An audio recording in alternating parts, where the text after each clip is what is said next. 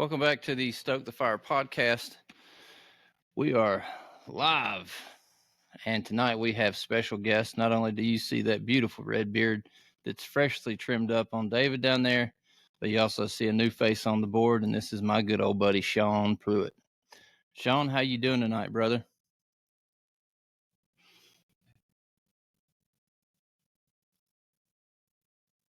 I just seen in the intro it said 5-3-1. It missed 4 and 2 in there, so I recant that statement. Maybe you blinked. I could have did, but I'm doing it. I missed 3 and 4 in my vocabulary. I'm doing good. You know, my morning started off rough, but doing a whole lot better this evening.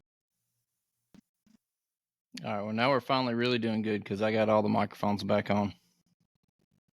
Oh, you had me muted during that, didn't you?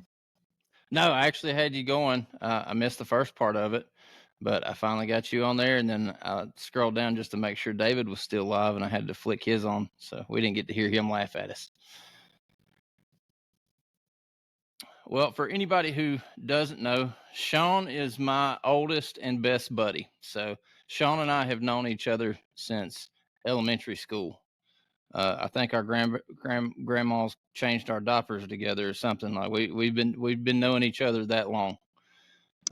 Shawn also heads up our mugs in Cartersville, and I kind of feel like can't even call it mugs because I feel like we hadn't done anything with you in so long. But Shawn's got an awesome group up there, and we brought him on tonight to share with us a little bit about what's going on up there in Cartersville with him. So let's start with Shawn. What's the Lord doing? What's the Lord putting on your heart as of right now? Well, it's cool. Lord's really burdened me for people with really more than anything with food insecurity. It started out.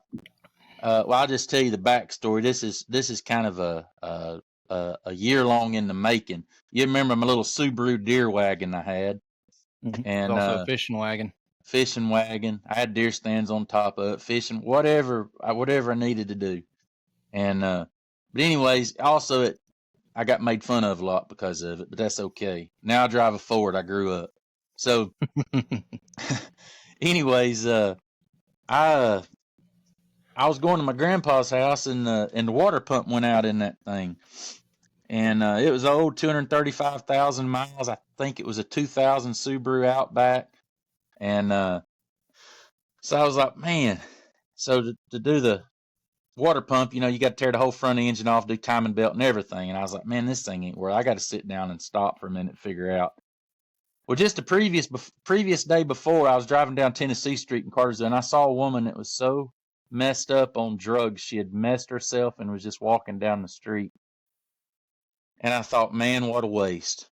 What a waste, And then it wasn't a day or two, a week later, I was sitting in my carport staring at the front of that old Subaru that was worthless to everybody around, contemplating going buying all the parts to rebuild the engine. And I did. And as I sat there working on that, the Lord reminded me, he said, man, Shawn, why are you rebuilding this Subaru? Well, it's because it had value to me. And God used that Subaru to show me that woman that was walking down the street had messed herself. She was so high. I said it was a waste. God says she has value to me, just like that Subaru. Everybody around may think your Subaru is a piece of junk, but to you it has value. The same with that woman. The same with these people that live under the bridge. The same with the people that treat you ridiculous in Atlanta. The same people that cut you off on 285. All of those people have value. But the biggest thing that hit me was the people that are on the fringes of society. And so I said, man, that really burdened me. I said, I gotta do something about this. And I didn't know it. I started praying about it and what to do. And I had no idea, but at the same token, the Lord was dealing with my wife on basically the same thing and putting a passion and a call on her heart. So one day we were sitting out on her front porch out there in the rocking chairs, and we don't have rocking chairs no more. If you ever have rocking chairs, don't get rid of them. Just keep them. Just anyhow. We got a church pew now, but rocking chairs is better. So anyways, we were sitting there, and she saw somebody walking up the road, and she said, what if we're the people that take care of them? And I said, that's funny that you say that because God's been dealing with my heart. So for a while, Jeremy knows I was scared. I was scared about getting involved because anytime you invest in people, it's messy. I mean, even investing in people that you're close to that you have a lot of similarities can be hugely messy. So I was scared, and I kept on. And then I remember one day in the living room, Rebecca looked over at me and she said, I just want you to know I'm waiting on you. And I said, all right, let's do it. So we put it on the calendar. So basically what we started doing is it's the fourth Saturday of every month. We just feed some people. We just love some folks. There's no strings attached. There's not, you got to listen to 5 minutes of me talking before you come in. It's come on in here, get you a free plate of food. I don't care if you cuss me up one wall and down the next. Come on back next month. We'll be glad to have you, in hopes that I have an opportunity to share Jesus with somebody. And it doesn't always present itself, but it has presented it a few times. So the coolest thing is we've got to be able to get some of the men's group. We had done a November Thanksgiving dinner this past November, actually, and a lot of the men's group came and served. They brought stuff, and it was so awesome to be able to serve shoulder to shoulder with some of the brothers that's in the men's group, and their families came too. So that was really awesome. And we're getting ready for a Christmas one. December 28th, we're getting ready for a big Christmas. We're going to have like 10 hams and all kinds of stuff going. But this is the coolest thing of it all. And I shared this with Jeremy the other day. And about a month ago, Rebecca, because she opened, we old school Dave Ramsey folks, everything's envelope system. And Rebecca opened the envelope and she says, Shawn, we're running out of money for the homeless thing. She said, you think we ought to ask for donations? And I said, no. I said, and I'll tell you why I don't want to ask for donations. I said, because I don't believe that God leads his people to the edge of the river and tells them to look across the other side and says, sorry, folks, I ain't making a way for you. I believe that if God puts something on your heart, that he will make a way to accomplish what he desires to do through you.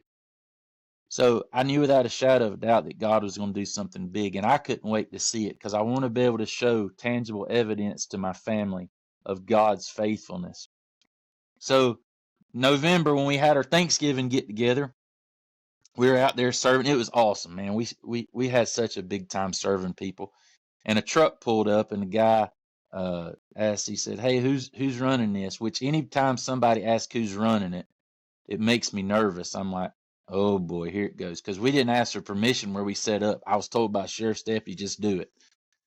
So I said, that'd be me. We said, man, I just want to let you know the Lord just really laid on my heart to stop and talk to you for a minute. He said, I run a program called Outreach America. We're 501c3. None of us get paid. We'll never get paid. And he said, man, I just have never saw anybody doing what y'all are doing here. Just feeding folks, just loving on people and feeding them. And about that time, one of the guys that's with us, Bruce, he walked up and he said, Shawn, we're out of food.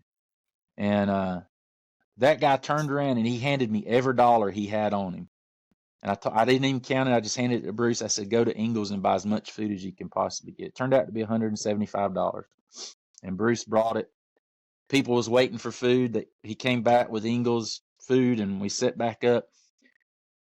And my phone, when we got going, my phone went off again, and it was that guy. And he texted me and he said, hey, I got to come back. He said, God spoke to me clear as a bell. I have to come back, but I have to go home first and get my checkbook. So the guy came back and he wrote us a very large check for the ministry. And it was an opportunity, not like he was just being obedient to what God did, but it was tangible evidence of God showing, look what I can do. I'm not going to put something on your heart and lead you to the edge of the water and say, sorry, I can't get you across. If he puts it on your heart, he's going to make a way. There is no doubt. I love Matthew 6:33 after it's talking about all the flowers in the field and the birds in the sky and all that sort of kind of stuff. And Solomon wasn't even clothed. And then it says, seek first his kingdom and righteousness, and all these things shall be added unto you. And I struggled with a long time with that verse because Paul talked about, I'd been hungry. I'd had, been shipwrecked, been bit by snakes, been hungry, been sleepless, had much, had little, all of those things. It's like, well, it's talking about not to worry that God will provide all these things, but yet Paul's saying that he done without them. But here's the thing, Paul didn't die. God will give you exactly enough to accomplish what he desires to accomplish in your life. Sometimes it may come at a personal sacrifice, but God is going to give us. Dude, I'm completely, as Jace Robertson says, indestructible until God's done with me. It's it. You can shoot me. I ain't going to die if God says I ain't done with you.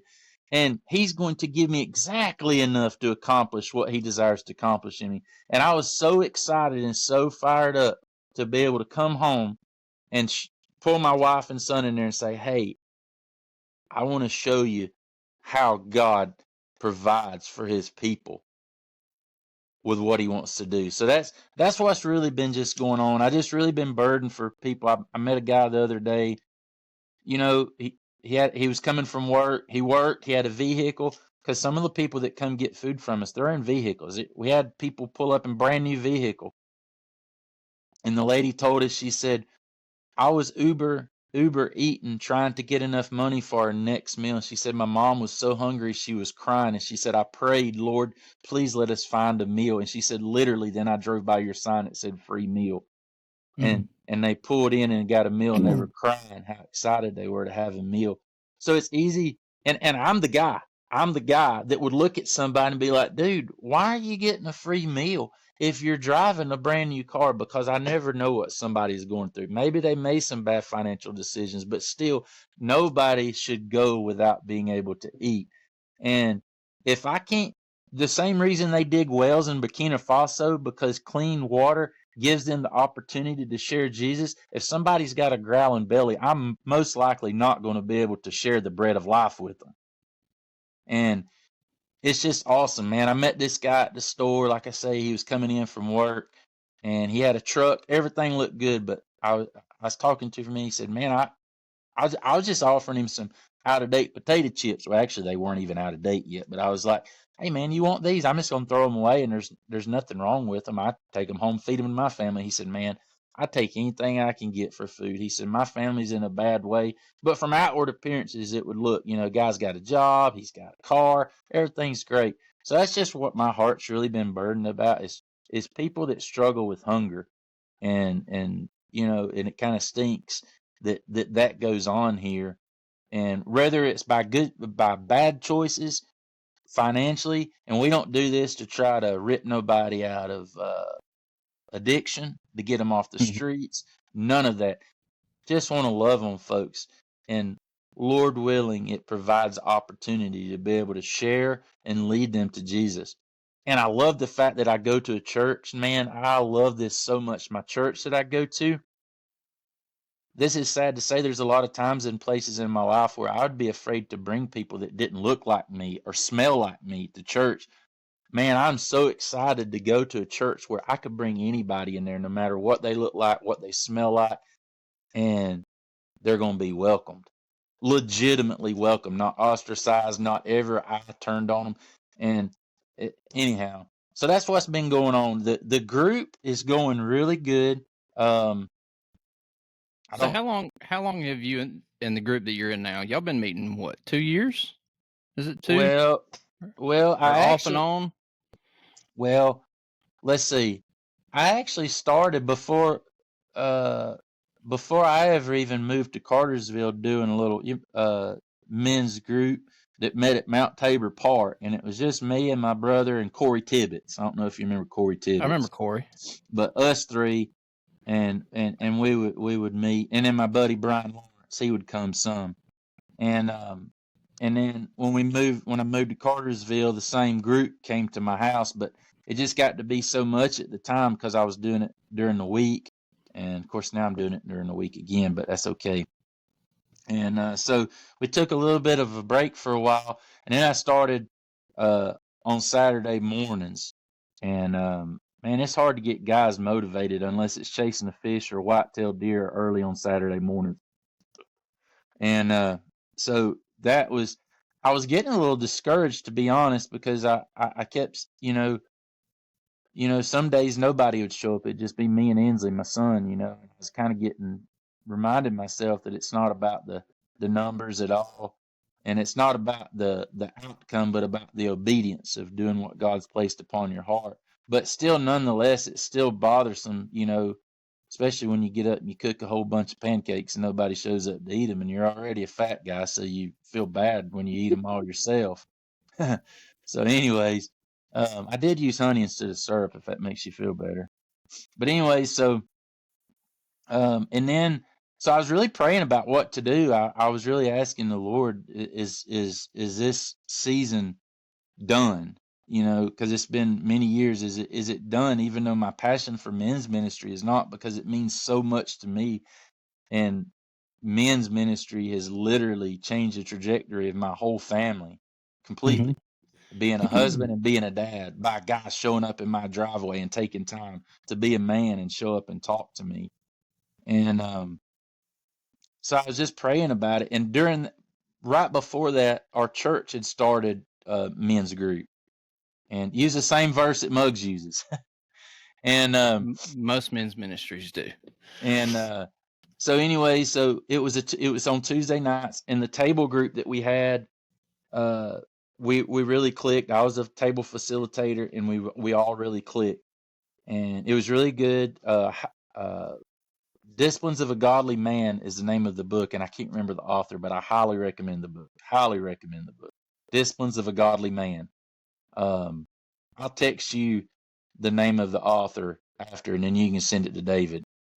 Yeah, you had actually texted me that whenever, so your church had put on a Act Like Men's Bible conference or men's conference up there, and then y'all started that book right after that, or was it before that? Before that, hold on, let me think. It was Because before. you had texted me that book, and I started listening to it. Yeah, listening to it. You can't read? Well, it's not safe to read while you're driving down the road. Well, you're sitting still on most of the highways in Atlanta anyway. So, Mm-hmm. But anyway, no, we went through the book before we had the conference. So I had already made contact with those guys. There's like 3 or 4 guys, and we went through 12 weeks of table, basically round tables, because you communicate better in circles than you do in straight lines. I messed that quote up, and I just messed it up. But it's all right. Maybe that'll push people to go and get the book and read it. Disciplines of a Godly Man, and the guy's got his 3 names, but he's not a serial killer, but he does have 3 names, and I can't think of none of them right now. It's not Lee Harvey Oswald. No. R. Kent Hughes. That's it. That's it. Yeah, that guy. Yeah, I'm telling you, that book is awesome. It is amazing. It will really challenge you. And so we had good talks, and our pastor, he basically said at the beginning of the men's thing, he just threw it on the table. He said that the thing for this is no bull crapping. He said, we got enough of guys that sit around and talk about one another and be skin level and never get deep and never really share the burdens of their heart and the things that they struggle with and being vulnerable. And man, it was really good. Made a lot of huge connection with those guys because we were all very vulnerable. So that translated into, I was praying still about, Lord, what do I do with the Muggs group and men's ministry? And it just as clear as a bell. It's like, hey, dummy, you're meeting with them now on Tuesday. So I just, I'm listed on the church as a men's group guy, and I said, hey, change that to Tuesday night. So we just, as soon as that 12 weeks was over, we just came, and it was funny because all of us, I was dreading it ending so bad. And then one of the other guys like, man, I can't bear to see this end. He's like, we got to keep meeting. I said, man, I was thinking the same thing. Let's just go to my house. So we started meeting at my house, and we just actually finished another 10 weeks through the book Galatians for You by Tim Keller. And we just went through that together. And now we are taking a little bit of a break through November. November and December. We have been getting together. Like, it's cool because the men's group, our families have actually connected. So we had Thanksgiving together, and then we actually had Christmas together. And through this last one, we've actually got more guys that's coming in, a couple more guys that's coming into the group. So I told you wrong the other day when I said how many we got. We got a few other guys. So it's really awesome, man. I really sometimes it's hard to see why God brings you to a certain place, but when he finally gets you to the place where he's bringing you, it's like, man, I see why, because now these connections and these commitments to one another are so deep. And I truly love those guys, and we're truly brothers. We're not just, we do life together. We're not just somebody that shows up for a group and then goes home and never talk. We're, so it's just really, really, really cool. And I got some goals this year that I hope to implement, that I learned in leadership last Saturday, that I'm looking forward to trying this year. So that's kind of what's been going on in a nutshell, what I've been burdened for, and what God's really been working on me, just passionate about people being able to get their bellies full so I can share the bread of life with them. And yeah, it's always interesting to see and hear the stories of how people are drawn back together.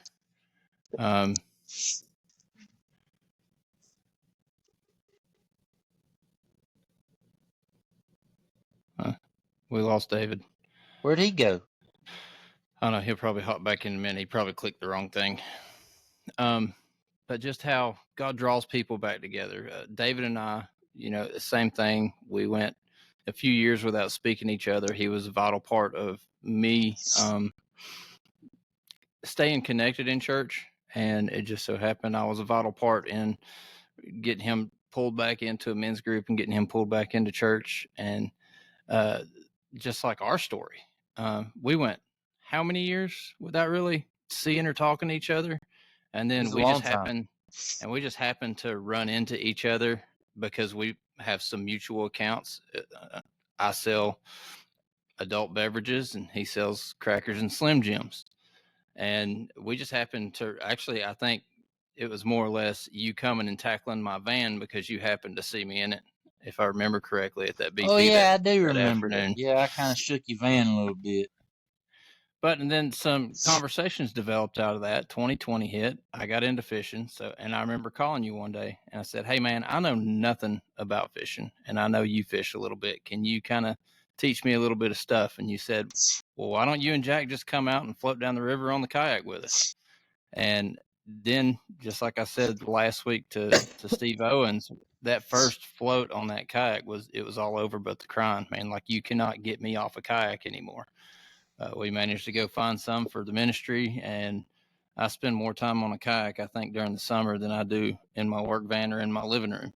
I saw you off a kayak. I saw you off a kayak in the bottom of the river with the keys that we were going to use to get home. Absolutely. I knew that story would come up at some point tonight. That's why I've been dubbed the key master, because I don't only just drop them in the bottom of the river, but I also leave them in the vehicle that we're supposed to be driving back to, not driving back in. So that's a key point right there. Always make sure you know where your keys are. David, if you ever go fishing or hunting with him, you better make sure you keep the keys, old boy. Yeah. Now I handle my keeper. There's nobody who checks for his keys more than I do now. Like, I always make sure it's in my PFD right there in the pocket, and I can still feel it whenever I'm fishing or whatever else. So I never go without keys, and a lot of times I'll hand them off, or if we're in somebody else's vehicle, I say, "You hold your own keys. I'm not responsible for keys because I'm not responsible when it comes to keys." But it's amazing how God puts us together. It's amazing how God drives us to do things. Whenever God gives you that vision for helping out, helping fill that need of feeding people, there's a lot of, man, what is it going to look like? And I remember several conversations with you where it started out where you wanted to feed the people in your neighborhood, or you didn't know exactly where to go. So would you, or would you mind sharing some of that, of what the process was to get from when you first felt God laying that on your heart to, "Hey, we're going to Tennessee Street and we're going to go to this exact same spot"? I think I even remember you telling me You was driving down the road and you seen it, and that's when you knew you was going right there. But can you share some of that? Well, I so when we started, Rebecca said, "What about if we're the house on the corner?" And God doesn't call us to be obedient. I mean, God doesn't call us to do things that are safe. He calls us to be obedient. But at the same token, it's also why Paul says, "Not I, but the Lord." If it were up to me, you wouldn't get married because your devotion's divided, basically. Well, as the husband and the caretaker, I have a wife and a son at home. So in the back of my mind, I'm thinking, if I invite people to my yard for food that have addiction issues, mental illness, all of those things, and invite them to my yard, then what happens when I'm at work and they come and they want something and I'm not here to be able to give it to them, so they decide that they're going to take it from my wife or my son and they hurt them. So I struggled immensely with that issue because apart from my first love, the Lord, is my wife and it's my son, and I'll do anything to protect them. Wow, everybody left. Good grief. Is it over? Well, anyways, I'll keep telling my story. So I kept wondering about what to do, and I was running from it. I was scared, completely scared of what might happen to not only the messiness of it, but the safety of my family. Well, then it went on for a couple of months, and that was Robert had talked to me too about the insurance would cancel on me if they found out that I was doing it. And then I ain't really worried about my neighbors hating me because they already know I'm a crazed lunatic anyway, so they never know what to expect up here on this corner of the street. Not bad stuff usually. Um, but then so one day I was riding my tractor through the woods, and I happened to notice that there was a homeless camp behind my house in the woods. And I said, well, how about that? I was running, and God brought them to me. And there's several different. There's a couple of different types of homeless folks. Usually, there's the ones that are always out in public that you always see, that hold signs that you always see. And then there's the other homeless folks that you never see, that don't want to be seen. They want to be by themselves. And it turns out the people behind my house were those that didn't want to be seen. It was last winter. Last winter, and it was one of the nights it was really cold, and I knew that there was two of them, a lady and a man, and I walked in there, and I told Rebecca, I said, look, this is pretty dangerous to walk into a camp like this. I said, I'm carrying my pistol with me, but also if I'm not back in 30 minutes, don't come check on me, just call somebody. So I walked down there, and of course, as I'm going in, I'm like, hello, anybody home? And finally the girl answers, and I say, hey, it's going to be really cold. We got some blankets. Would you want some? And she just said, no, I'm fine. And then they were gone soon after. They weren't there no time. So in my back of my mind, I was like, where are we going to do this at? For real, we got to do this. This is something that, without a shadow of a doubt, in Tennessee Street, the reason Tennessee Street is because it has the most foot traffic of any other street pretty much in Cartersville, other than Main Street on a Friday and Saturday night. It's packed. But that's not people that's looking, well, they're looking for a meal, but they're going to Mellow Mushroom or Jefferson's or something. So Tennessee Street is pretty rough area. And I was like, man, that vacant lot right there is just, it was just like, man, that's got to be the place. So I started trying to find who owned it, and my workout partner now, he wasn't at the time.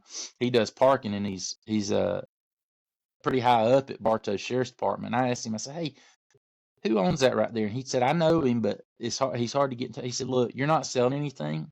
He says, so you won't have no problem. Just go over there and go with it, you know. So I knew that was the spot, and that's how it came to be right there. And it is a wonderful spot. We got, so right next to us, we got apartments that basically people that go to is it Highland Rivers or Three Rivers? I'm not sure which the name of it is, but Anyways, Mhm. it's a behavioral mental health facility, and they help people get off of addiction. Well, when they get free and clear, they send them to those, and they get subsidies, basically like a housing project in essence. It's not completely, but kind of. So we're set up right next to them. So a lot of those folks we have a good rapport with. You know, they come over there. I see them at the store. There's a store here called Big Mama's Store, and it's because of Big Mama's Laundry next to it. And I service that gas station. And the people that stand outside, I know them now because I've seen them, and it's cool because we're right there in their area. You know, so it's really cool. And one of the things that meant the most to me was one of the guys' girlfriend was dying, and he said, Shawn, would you mind coming to my apartment and praying for her in the apartment? And that really meant a lot that he asked me that. And I know it's not about me at all, but it just shows that being there, you know, consistently and not just one time, it really speaks to people's heart when you try to meet their needs. So that's Mhm. anyhow, I'm rambling. That's how we got there. That's how we got there. And we we we ain't had no trouble. I think the property came up for sale, and I think the state's bought it now because they're building a roundabout right there. So we'll have to find a new place when they build. But that's state work. It'll be 50 years before they get any ground Or broke one good on it. So rainstorm shuts the crew down. You never know. Well, it's amazing to see yeah, how God works through yeah. the hearts of men and women. What are some ways that it's grown you over the last 6 months? We say a word a Mhm. lot at church. Our pastor does, Imago Dei, and basically meaning created in the image of God.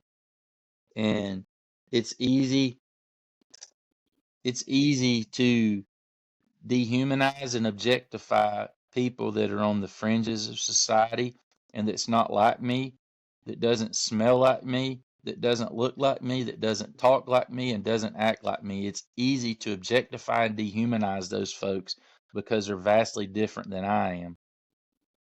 And one thing that God has taught me so much through that is to try to really, really, really, really look at people through His lens and not as man would look at them. Because truly, there are no lost causes. What is it? And I think it's in Mhm. John chapter 4, isn't it? The Samaritan woman. That would have been a lost cause right there. That woman, she was an outcast even among her own people. She had to go get water by herself because she was so embarrassed and ashamed of who she was. But Jesus showed up and took the woman that had been cast out by her own people and was ashamed of who she was and gave her the living water.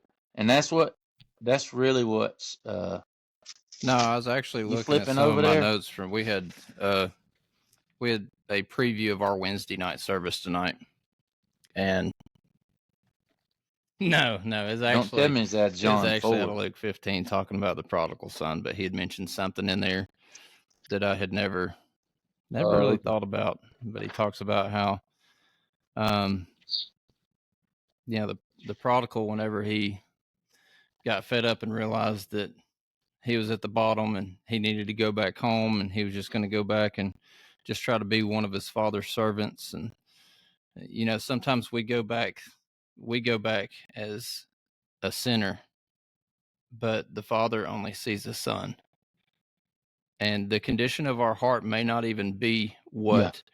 uh, what most people think it is or thinks it should be, because nowhere in the scripture does it say that son went back with a fully repentant heart. Because the first thing he did was, Father, let me be one of your servants so that I may work for you and earn my way back into worthiness. And that's what a lot of us do, is we try to work our way back into the worthiness of Christ, back into the worthiness of God through our own works and not through Christ. But then you got the mm-hmm. No, And that's null and uh-uh. void. You ain't doing that. It is you're already justified.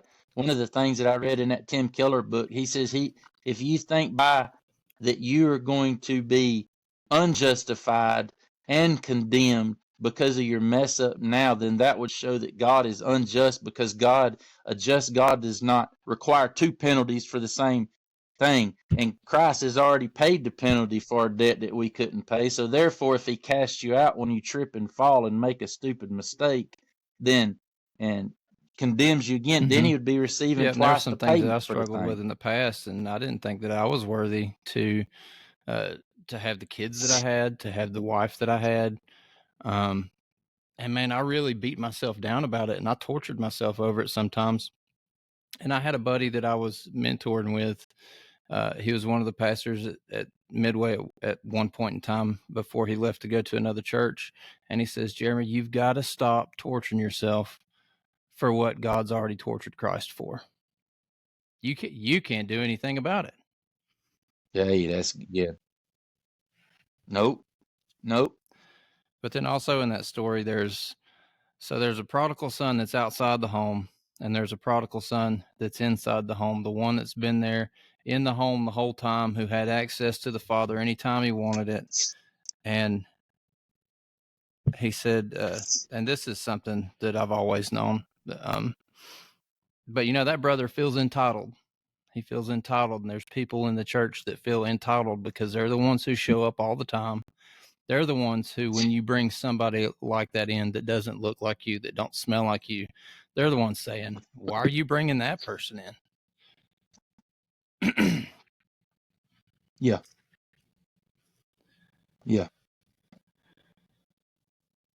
And then we go quiet. So, Shawn, where are you going from here? I went out from it. It's the fourth Saturday of every month, right? At Tennessee Street. Where am I going? What times do you do it? Yeah. From 2 to 4. From 2 to 4. Yep. And 2 to 4. Your Tuesday group guys go with you, or who all goes with you?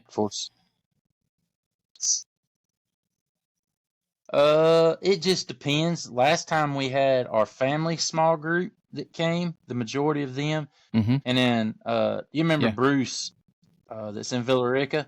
He came, and then his adopted mom, and then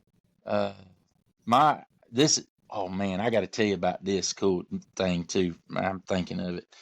But then my mom and stepdad, and then two guys, from Tuesday night group. And then this time I think we'll have more from Tuesday night group. But I got to tell you this awesome story too. So listen, my mom and my stepdad are both unbelievers. And when they first got there, we had a pile of food, and my mom looked at me. She said, how many people's coming? I said, I have no idea.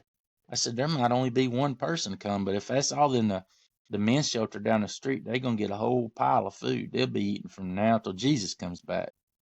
And she said, okay. Well, they came in groves. I think everybody in 3 counties came to it. We about had Rex and Tennessee Street. It was insane. But anyways, my mom and my stepdad, which are unbelievers, got to see God refill that table again with food when it was out. And they got to see God provide. That man just driving up this boldly said, God told me to stop and write this check to y'all. My unbelieving mom and stepdad got to see God provide for his people. That's awesome. And so that was really, really cool to me.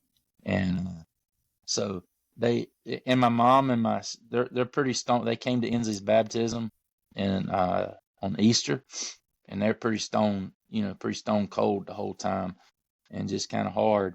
And to see them, that's awesome. You never know what God's going to do with that, or what they've seen.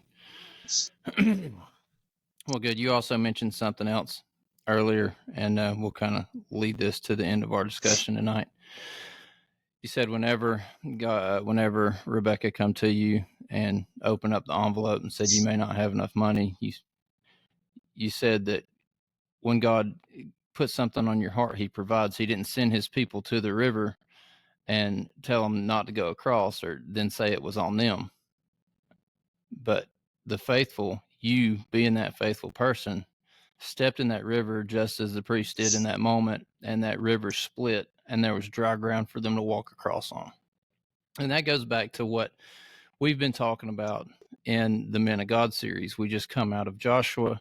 We're about to lead into David, and how David was a man after God's own heart, and he is the example of what a man of God is. And so there's an in-between period there between Joshua and David. Israel had to go through a period of judges. So Israel would disobey, get in a pinch, God would send a judge to deliver them. And he did that 12 different times. There's that magic number again. And we heard there's some famous names in there like Gideon and Samson.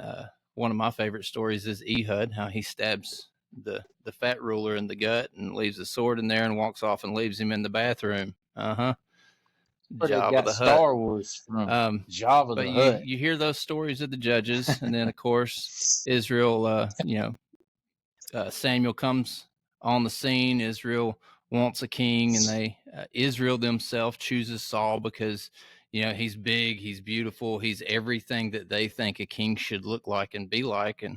And then we get to the part where next week we get to talk about David and why God chose David.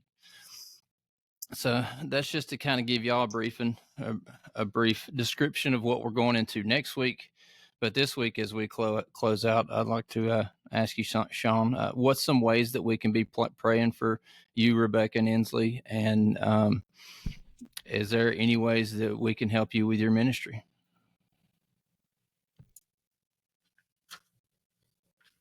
Well,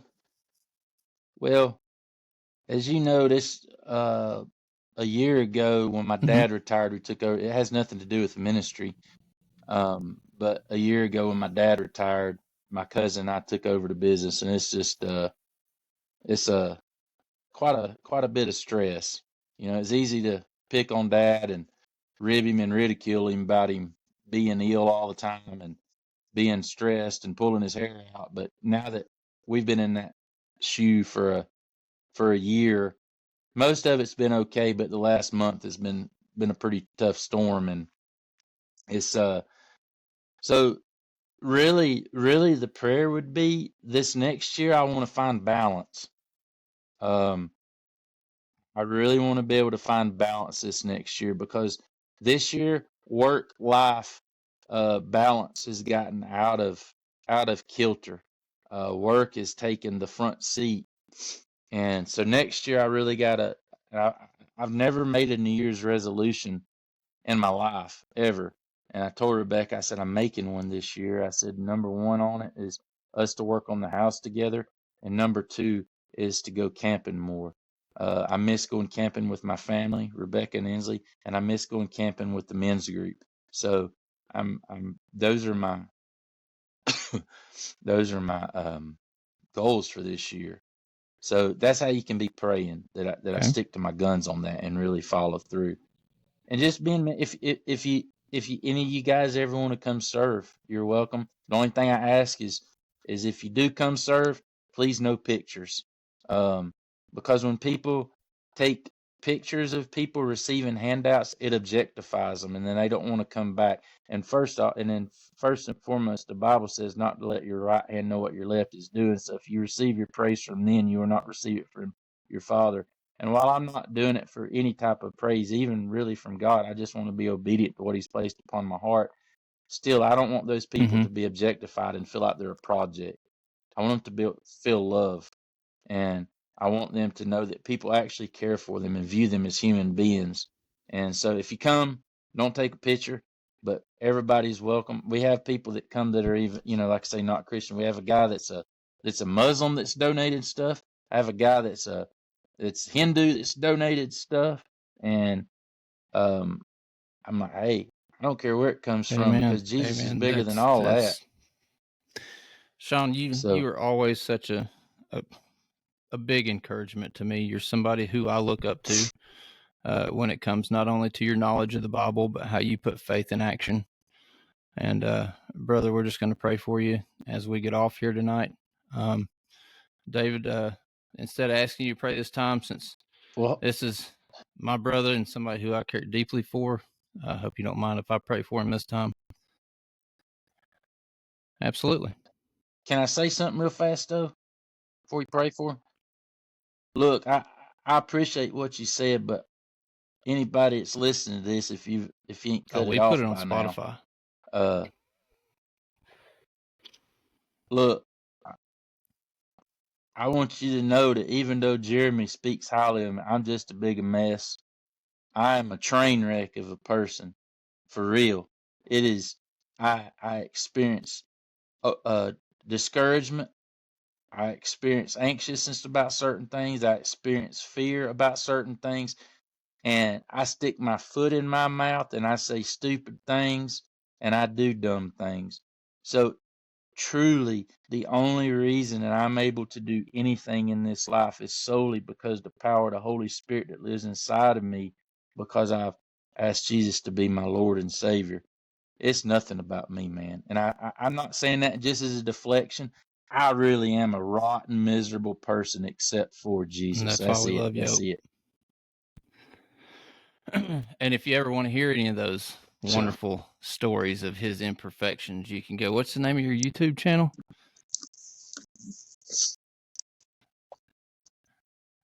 Two Rats in a Basket or something like that. We ain't worried about that.